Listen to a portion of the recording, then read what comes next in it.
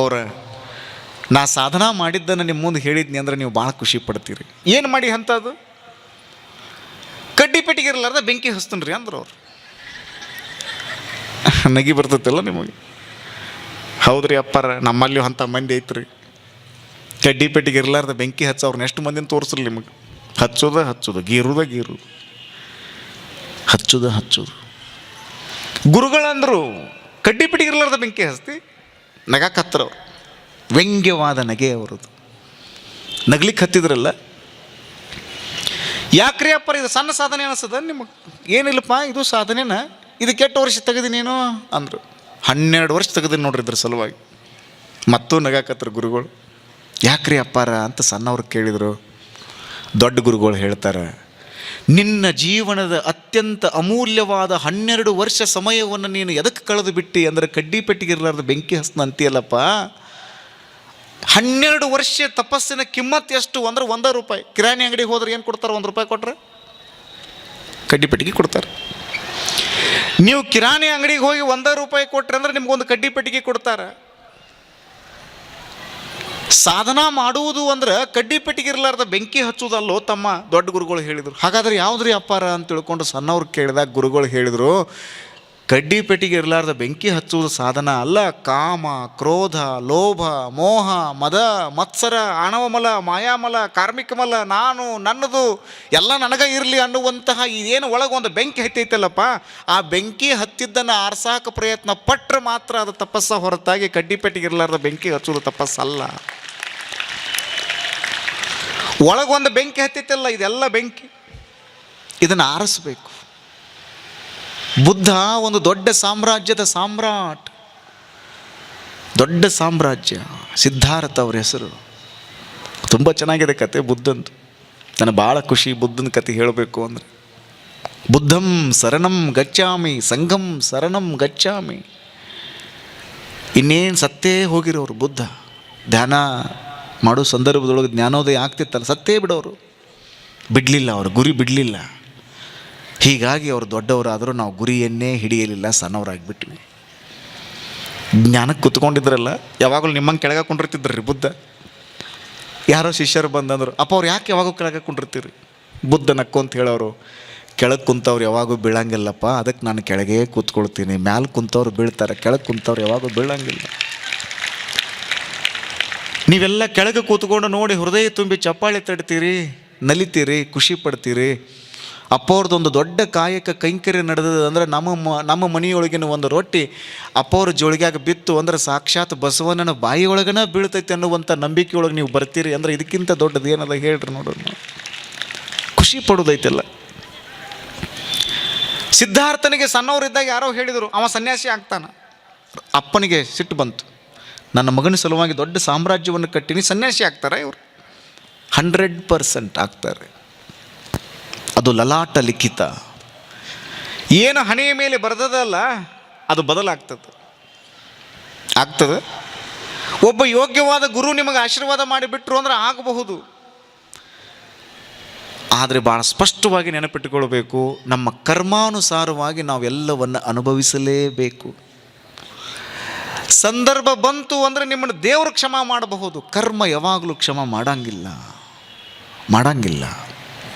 ನೀವು ಪುಣ್ಯ ಇರುವವರೆಗೂ ಅಟ್ಟ ಆರಾಮಿರೋದು ರೀ. ಪುಣ್ಯ ತೀರಿದ ಮೇಲೆ ಬೆನ್ನಿ ತಿಂದರೂ ಹಲ್ಲು ಮುರಿತಾವ.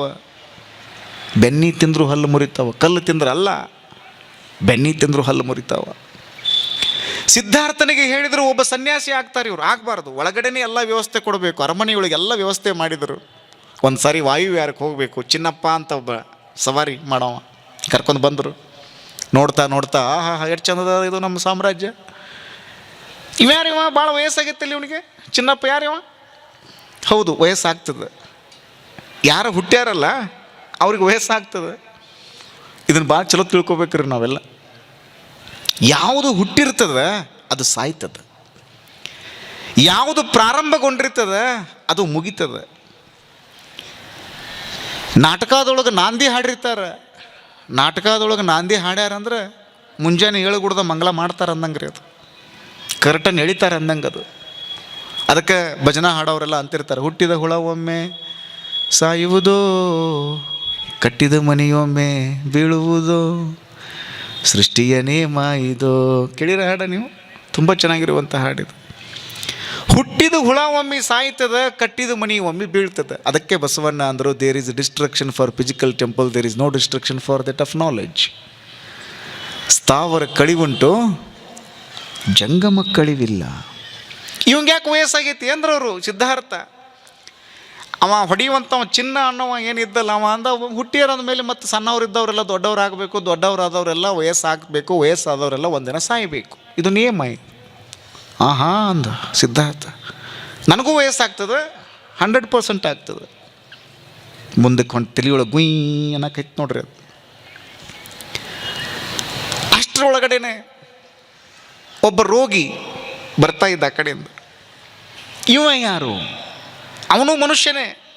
ಸಣ್ಣಾಗಿದ್ದಾಗ ಆರಾಮಿದ್ದ, ದೊಡ್ಡವಾದ ಮೇಲೆ ಏನೋ ಸ್ವಲ್ಪ ವ್ಯತ್ಯಾಸ ಮಾಡಿಕೊಂಡ, ಇದನ್ನು ಚಟಗಳನ್ನು ಮಾಡ್ತಿದ್ದ, ಕೆಟ್ಟ ಹವ್ಯಾಸಗಳನ್ನು ಇಟ್ಟುಕೊಂಡಿದ್ದ. ಅವನಿಗೆ ರೋಗ ಬಂದದ. ಅರೇ, ಮಾನವನ ಶರೀರಕ್ಕೆ ರೋಗ ಬರ್ತದೆ, 100% ಬರ್ತದೆ, ರೋಗ ಬಂದೇ ಬರ್ತದೆ. ತೇಷಾಂ ವ್ಯಾಧಿ ವಿಯೋಗ ದುಃಖ ಭರಿತಂ ಸೇವಾದಿ ಭಿರ್ನೀಯತೆ ಜೀವೇ ವಾರಿತ ರಂಗ ಚಂಚಲತರೆ ಸೌಖ್ಯಂ ಕುತಃ ಪ್ರಾಣಿನ. ಎಷ್ಟು ಚೆನ್ನಾಗಿದೆ ನೋಡ್ರಿ. ಅಪೋರು ಸದಾಶಿವ ಸ್ವಾಮಿಗಳನ್ನು ನಾವು ಯಾಕೆ ಗೌರವಿಸಬೇಕು ಅಂದರೆ, 75 ಹಳ್ಳಿಗಳಲ್ಲಿ ಜೋಳಿಗೆಯನ್ನು ಹಿಡ್ಕೊಂಡು ಹೋದರು. ಕಾಳು ಕಡಿಗಳನ್ನು ಸ್ವಾಮೀಜಿ ಕೇಳಲಿಲ್ಲ, ರೊಕ್ಕ ರೂಪಾಯಿಯನ್ನು ಸ್ವಾಮೀಜಿ ಕೇಳಲಿಲ್ಲ, ಬಟ್ಟೆ ಬಂಗಾರವನ್ನು ಸ್ವಾಮೀಜಿ ಕೇಳಲಿಲ್ಲ. ನಿಮ್ಮೆಲ್ಲರ ದುಶ್ಚಟಗಳನ್ನು ನನ್ನ ಜೋಳಿಗೆಯೊಳಗೆ ಹಾಕ್ರಿ, ನಿಮ್ಮದು ಏಳಿಗೆ ಆಗ್ತೈತೆ ಅಂತ ತಿಳ್ಕೊಂಡು ಸ್ವಾಮೀಜಿ ಬಂದ್ರಲ್ಲ ಹೊರಗಡೆ.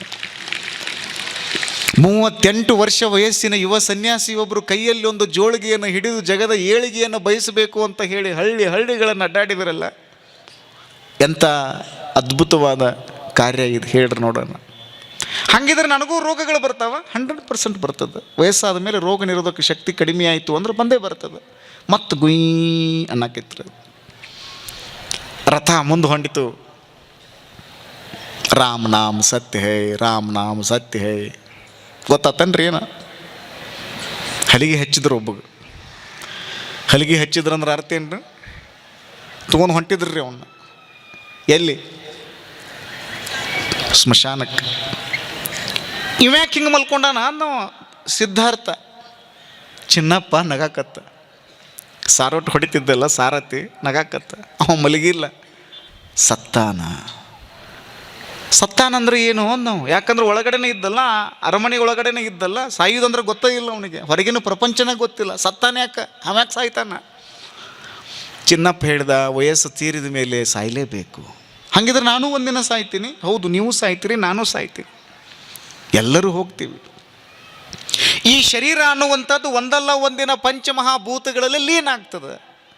ಅಲ್ಲಮ ಪ್ರಭುದೇವರು ಹೇಳ್ತಾರೆ, ಬೆನ್ನೆಯ ಕಂದಲ ಕರಗಲಿಟ್ಟಡೆ ಪಾತ್ರೆ ಕರಗಿತ್ತು, ಬೆನ್ನೆ ಉಳಿಯಿತ್ತು.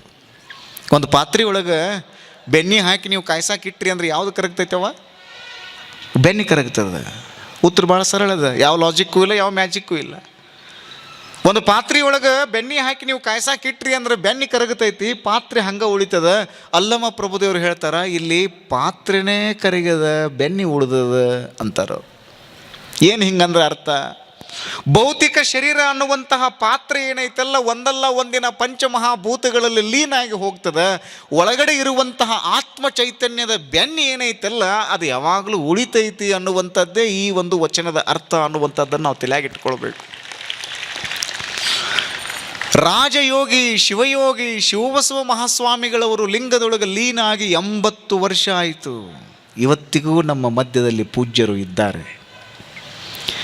ಆ ಪಾತ್ರೆ ಕರಗಿ ಹೋಗ್ಯದ. ಆತ್ಮ ಚೈತನ್ಯದ ಬೆಳಕಿನ ಬೆನ್ನಿ ಏನೈತಲ್ಲ ಅದು ಹಂಗೆ ಉಳ್ದದ. ಹೂ ಇಲ್ಲ ಅಲ್ಲಿ, ಹೂ ಬಾಡಿ ಹೋಗೈತಿ, ವಾಸನೆ ಅದ, ಪಣತಿ ಇಲ್ಲ, ಬತ್ತಿಲ್ಲ, ಬೆಳಕು ಮಾತ್ರ ಅದ.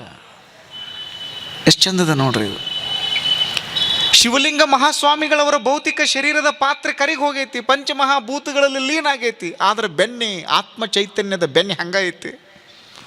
ಹಾನಗಲ್ಲ ಗುರು ಕುಮಾರ ಶಿವಯೋಗಿಗಳವರ ಭೌತಿಕ ಶರೀರದ ಪಾತ್ರೆ ಕರಿಗಿ ಹೋಗ್ಯದ, ಆದರೆ ಅವರ ವೈರಾಗ್ಯ, ಜ್ಞಾನ, ಸಮಾಜ ಪ್ರೇಮದ ಬೆನ್ನಿಯ ಬೆಳಕೇನದ ಅಲ್ಲ ಹಂಗೆ ಉಳ್ದದ. ಸಿದ್ಧಾರ್ಥ ಅಂದ, ವಯಸ್ಸಾಕೈತಿ, ರೋಗ ಬರ್ತಾವ, ಒಂದಲ್ಲ ಒಂದಿನ ನಾವು ಸಾಯ್ತೀವಿ. ಗುಯ್ ಅನ್ನಕೈತಿ ತಲೆಯೊಳಗೆ, ಮನೆಯೊಳಗೆ ಬಂದ ಅದೇ ಗುಯ್ ಅಂತಿತ್ತು, ಗುಯ್ ಅಂತಿತ್ತು, ಗುಯ್ ಅಂತಿತ್ತು. ರಾತ್ರಿ ಎಲ್ಲ ಸ್ತಬ್ಧ ಆಗಿತ್ತು. ಇವ ಒಬ್ಬ ಎದ್ದು ಬಿಟ್ಟ. ಜಗವೆಲ್ಲ ಮಲಗಿರಲು ಇವನೊಬ್ಬನೆದ್ದ. ಜಗ ಎಲ್ಲ ಮಲಗಿತ್ತು, ಇವ ಒಬ್ಬ ಎದ್ದ. ನೋಡಿದ, ಮಹಾರಾಣಿ ಮಲಗ್ಯಾಳ ಮಗಳು. ಚಂದ್ರನಂತೆ ಬೆಳೀತಾ ಇರುವಂತಹ, ಹೊಳಿತಾ ಇರುವಂಥ ಮಗ ರಾಹುಲ್ ಮಲಗ್ಯಾನ. ಸಾಕಿದು ಸಂಸಾರದ ಜಂಜಾಟ ಸಾಕು ಅಂತ ಸಿದ್ಧಾರ್ಥ ಹೊರಗಡೆ ಬಂದರು.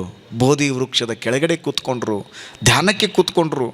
ನನ್ನ ಜೀವ ಹೋದರೂ ಚಿಂತೆ ಇಲ್ಲ, ಜ್ಞಾನವನ್ನು ನಾನು ಪಡಿತೀನಿ ಅಂತ ಕೂತ್ಕೊಂಡ್ರು. ಜ್ಞಾನ ಸಿಕ್ತು, ಅದ್ಭುತವಾದ ಶಕ್ತಿಯಾದರು.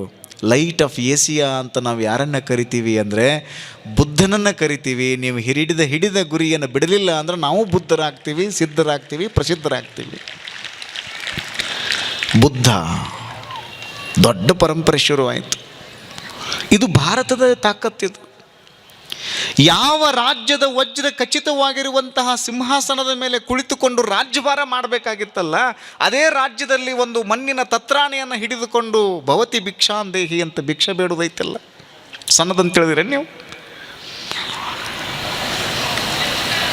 ಯಾವ ರಾಜ್ಯದ ರಾಜ, ಈಗ ನೋಡ್ರಿ, ಈ ರಾಜ್ಯದ ಸನ್ಮಾನ್ಯ ಶ್ರೀ ಮುಖ್ಯಮಂತ್ರಿಗಳಂತ ಏನದಾರಲ್ಲ, ಅವರು ಎಲ್ಲವನ್ನು ಬಿಟ್ಟು ಮಣ್ಣಿನ ಒಂದು ಪಾತ್ರೆಯನ್ನು ಹಿಡಿದುಕೊಂಡು ಭಿಕ್ಷೆ ಬೇಡುದಂದ್ರೆ ಸಣ್ಣ ತಿಳಿದ್ರಿ ನೀವು. ಒಬ್ಬ ಯೋಗಿಗೆ ಮಾತ್ರ ಸಾಧ್ಯ, ಅದು ಎಲ್ಲರಿಗೂ ಸಾಧ್ಯ ಇಲ್ಲ. ಅದು ಇದು ಭಾರತ ಕಲಿಸಿದ್ದು. ಅದನ್ನು ಮಹಾವೀರರ ಕತೆ ಹೇಳಬೇಕು.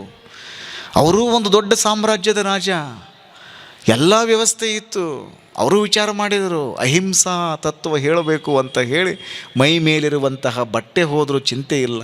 ಅವ್ರ ಬಗ್ಗೆ ಒಂದು ಭಾಳ ಚಂದ ಕತೆ ಅದು. ಎಲ್ಲ ದಾನ ಮಾಡಕತ್ತರ್ರಿ ಅವರು. ಒಂದು ವಜ್ರ ಖಚಿತವಾಗಿರುವಂಥ ಶಲ್ಲೆ ಇತ್ತು, ಅವರು ಶಾಲ್ ಇತ್ತು ಒಂದು, ಅದನ್ನೇ ಕೆಳಗೂ ಸುತ್ತಕೊಂಡಿದ್ರು, ಮ್ಯಾಲೂ ಹೊತ್ಕೊಂಡು ಹೊರಟಿದ್ರಂತೆ. ಒಬ್ಬ ಭಿಕ್ಷುಕ ಬಂದ, ಎಲ್ಲರಿಗೂ ಏನೇನೋ ಕೊಟ್ಟರಿ, ನಮಗೇನೂ ಕೊಟ್ಟೇ ಇಲ್ಲಲ್ರಿ ಅಂದ. ನಿನಗೂ ಕೊಡ್ಬೇಕಾ, ತಗೋಯ್ದನ ಅಂತೇಳಿ ಮ್ಯಾಲಿಂದ ಒಂದು ವಜ್ರ ಖಚಿತವಾಗಿರುವಂಥ ಶಲ್ಯ ಕೊಟ್ಟರು, ಉತ್ತರೀಯವನ್ನು ಕೊಟ್ಟರು. ಭಾಳ ಖುಷಿಯಾಗಿ ಹೋಗಿಬಿಟ್ಟ ಬಡ ಒಬ್ಬ.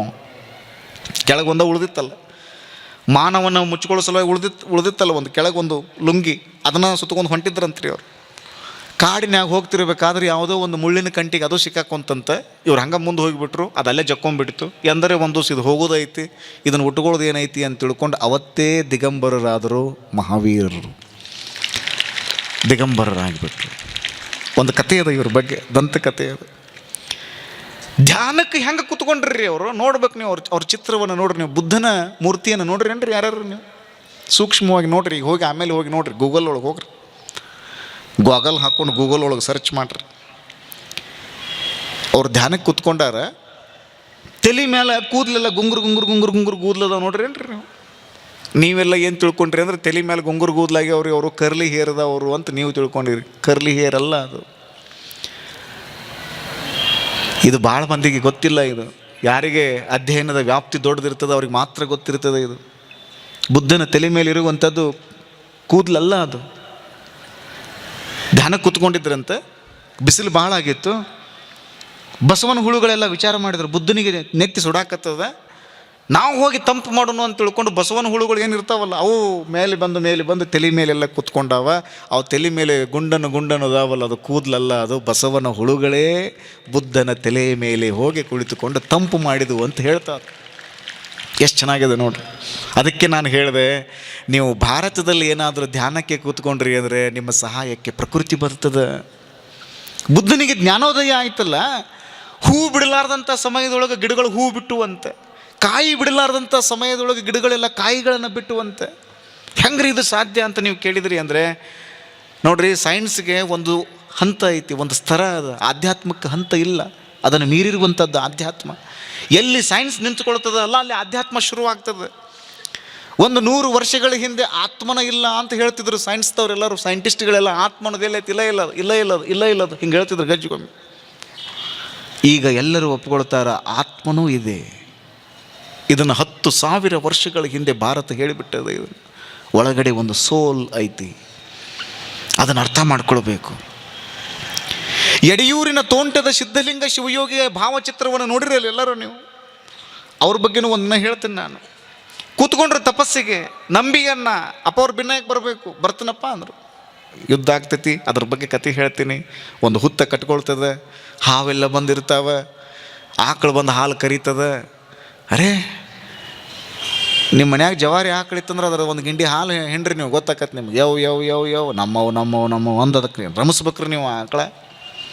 ನಾ ಹೇಳೋದು ಜರ್ಸಿ ಆಕಳ ಅಲ್ರಿ, ಜವಾರಿ ಆಕಳ. ಜರ್ಸಿ ಆಕಳದ ಕತೆ ದಮ್ಮ ಐತಿ ಬಿಡ್ರಿ, ಆ ಮಾತು ಬೇರೆ ಅದು. ಇವತ್ತು ಜರ್ಸಿ, ನಾಳೆ ಡಾಕ್ಟ್ರನ್ನ ಕರೆಸಿ ಜರ್ಸಿ ಆಕಳ ಹಾಲು ಕುಡಿದ್ರಿ ಅಂದ್ರೆ ಡಾಕ್ಟ್ರನ್ನ ಕರೆಸೋದ ನೀವು. ದಯವಿಟ್ಟು ನೀವು ಯಾರು ಜರ್ಸಿ ಆಕಳ ಹಾಲು ಕುಡಿಯೋಕೆ ಹೋಗ್ಬೇಡ್ರಿ. ಜರ್ಸಿ ಆಕಳ ಅಲ್ಲ ಅಂತ ಹೇಳ್ತಾರೆ. ಎರಡು ಪ್ರಾಣಿಗಳ ಜೀನ್ಸ್ ತೆಗೆದುಕೊಂಡು ಮಾಡಿರುವಂಥ ಒಂದು ಪ್ರಾಣಿ ರೀ ಅದು. ಇತ್ತೀಚೆಗೆ ನೀವೆಲ್ಲ ನೋಡಿರಬೇಕು, ಇಂಟರ್ನ್ಯಾಷನಲ್ ಮ್ಯಾಗ್ಝಿನ್ಗಳನ್ನು ಓದಿದರೆ ಗೊತ್ತಾಗ್ತದೆ. ನ್ಯೂಜಿಲ್ಯಾಂಡ್ದೊಳಗೆ 80 ಲಕ್ಷ ಆಕಳುಗಳನ್ನು, ಜರ್ಸಿ ಆಕಳುಗಳನ್ನು ಕೊಂದು ಹಾಕಿಬಿಟ್ರು. ಒಂದು ಕೆಟ್ಟದಾದ ವೈರಸ್ ಅದರೊಳಗೆ ಐತಿ ಅಂತ ಹೇಳಿ. ಆ ವೈರಸ್ ಅದು ಏನು ಮಾಡ್ತಿತ್ತು ಅಂದರೆ, ಈ ಇಡೀ ಮನುಕುಲದ ವ್ಯವಸ್ಥೆಯನ್ನೇ ಅಲ್ಲೋಲ ಕಲ್ಲೋಲ ಮಾಡುವಂಥ ವೈರಸ್ಸಲ್ಲಿ ಟ್ರೇಸ್ ಆಗಿತ್ತು, ಗುರುತಾಗಿತ್ತು. ಅದನ್ನೆಲ್ಲ ಕೊಂದು ಹಾಕಿಬಿಟ್ರು. ನಾನು ನಿಮ್ಗೆ ಅದನ್ನೇ ಹೇಳೋದು, ನೀವು ಜರ್ಸಿ ಆಕಳುಗಳನ್ನು, HF ಆಕಳುಗಳನ್ನು ಸಾಕಬಾರದು. ಒಮ್ಮೆ ಎಲ್ಲರೂ ತೆಗ್ಯಾಕೆ ಹೋಗ್ಬೇಡ್ರಿ. ಸಾವಕಾಶ ನಿಮ್ಮ ಹತ್ರ 4 ಆಕಳಿದ್ದು ಒಮ್ಮೆ ತೆಗೆದು ಮತ್ತೆ ನನ್ನ ತೆಗೆ ಬಂದಿದ್ದಿರಿ ನಮ್ಮ ಮಟ್ಟಕ್ಕೆ.